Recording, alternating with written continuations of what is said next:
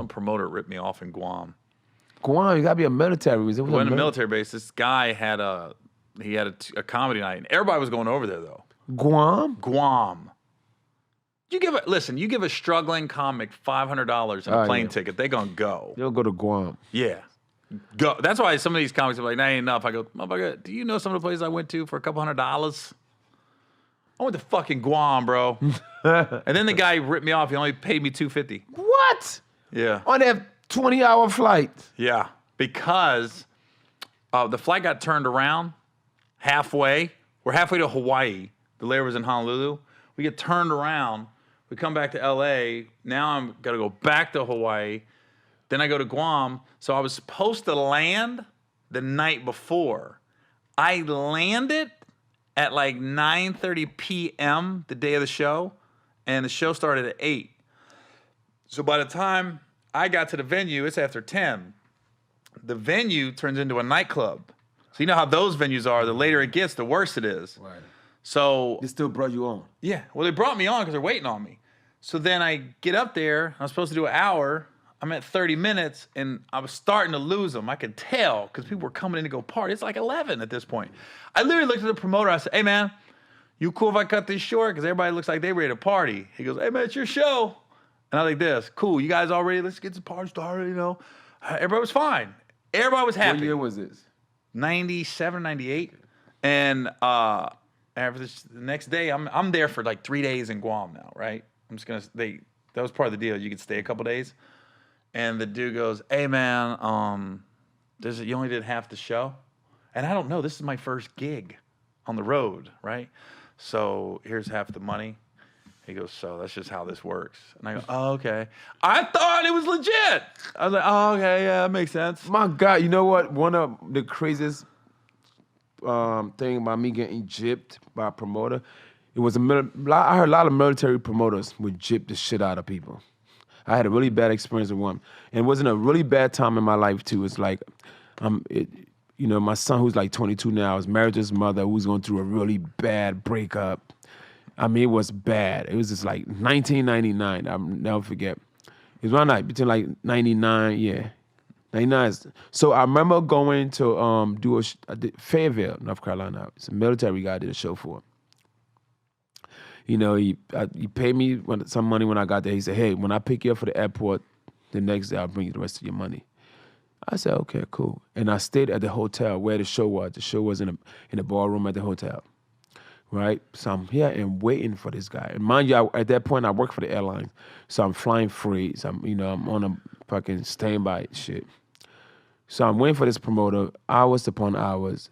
This guy not answering his phone. I'm like, this motherfucker is not coming. So I'm like, what the fuck?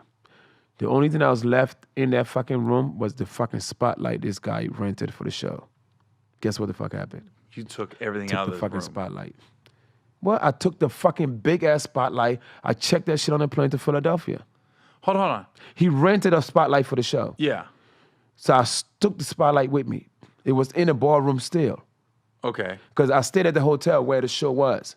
So hold on. Let me backtrack. Okay. You get there. He doesn't answer the phone. We're done the show. Show's done. Okay. The next day, he supposed to come and pick me up to take me to the airport and bring me the rest of my money. Right. He paid me half when I got there. Okay. And then he said, hey, Mike, when I pick you up in the morning, I'll bring you the rest of the money. Yeah. This guy had no intentions of coming. Dude, we might have the same promoter. What city was this? Fayetteville, North Carolina. Skinny dude. No, I had something similar happen in Virginia. That's so weird. Yeah. That's so weird. I felt so good. It's the same MO. And you did the same thing I did. You stole the spotlight? No. I stole shit out of the hotel. I've been ripped off because it was twice on on his military card. bases. Twice. Yeah, because the hotel's on his card. I've been ripped off twice, military bases. One, I did the show, and it was in Georgia. And the promoter put the hundreds on the outside, put ones in the middle. What? So my dumb ass didn't count it in front of him. I'm in the car going back to the hotel, and I was like, I'm short. So I told the driver, turn back around. He turns back around. I walk into the room. This dude, the black guy, he's bigger than me, and I'm a big dude. And he had a couple of his boys with him. So I said, yo, man, I'm a little short. Like, let's just say, I'm making it up. Let's say I'm $500 short. I'm $500 short. He goes, I don't know what to say. Maybe it was all there when I counted it. And looked at me like this. I went, and I looked at him. I looked at the 2 other dudes. I went, all right. Got back in the car. Now, I got a rental from Atlanta to drive down there. So once I got back to the hotel, I grabbed everything out that bitch. Pillows, lamps. I tried to take TV off the wall. Put it in my car. Was driving back to Atlanta. He's called me the next day. Hey, man, what the fuck? The hotel got everything's out of the room. I said, Mike, I went, I only was there when I was there. When I left. But in your case, where my story's similar, I was in Virginia. And this fucking guy, we do the show. He goes, hey, Gary, man, they only gave me 1 check. Now, I see the check with the show money, how much for the whole show, right? He goes, they were supposed to separate it. They didn't. So I got to go to the bank in the morning and separate this. And he brought the lady from the base over. It was an Australian lady. Make you feel comfortable. And she goes, no, we do a lot of shows with him. So legit, I go, dude, I'm not going up. I ain't got no money. And he goes, well, you know, and Lake, look, we promise. You guys are staying on the base. We're good. All right, I do the show. Wake up next morning. It's about 9, 10 o'clock. And I'm trying to call him. He ain't answering. Now, I used to be in the military. I know how this shit works. I made sure I got the Australian lady's number when he wasn't looking the night before. I called her up. I said, your man ripped me off. She goes, huh? Your man ripped me off. And she goes, what are you talking about? I go, I'm still here on the base. He ain't answering his phone. His car's gone. The hotel, the base housing or whatever they had us in, it was like a U, so you can see everybody's doors. So he must have snuck out the night before or early that morning because his car's gone. I'm sitting out here like, I'm dumbfounded he ripped me off.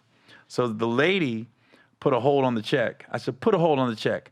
I bet you he tries to deposit it in Richmond, Virginia today because that's where we flew into. Sure enough, about an hour later, they got a fucking, he just tried to go to the bank in Richmond, Virginia and deposit the check. That check motherfucking was canceled. Wow. She canceled the check. So long story short, I ended up getting my money from her. They said, they canceled that check. They sent me what I was supposed to get.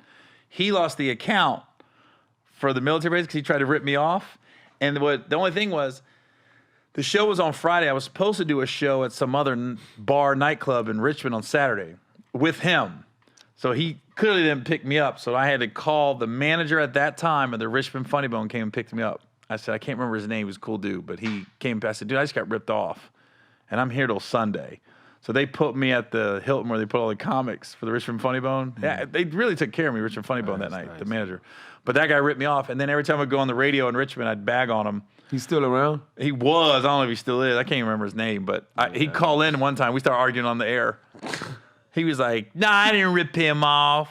He goes, I had to come to Richmond for a family emergency. And then he goes, and we had to cancel the show Saturday because this motherfucker don't sell no tickets. Oh, he's trying to shit on you. Yeah. I was like, and then I always say this. He goes, and you better be careful because I got people out here in the streets. I go, well, I'm gonna tell him, I'm gonna make sure you. I'm gonna make sure you tell those people pay him up front because they're gonna beat my ass and not get all their money. So when I remember when I finally got home with that spotlight, then he started calling me. He's like, man, I said, nah, just keep the money. I got the spotlight. You still got the spotlight? Somewhere in the fucking Philly right now, dog. At one of my old houses, I just left it there. God. I might have did something with it. You checked it on the plane? Checked it on the plane. Put duct tape around it. I remember when they came through the baggage claim, it was like, a nice spotlight. And I used it once at some event I had. Some house event, man. Yeah.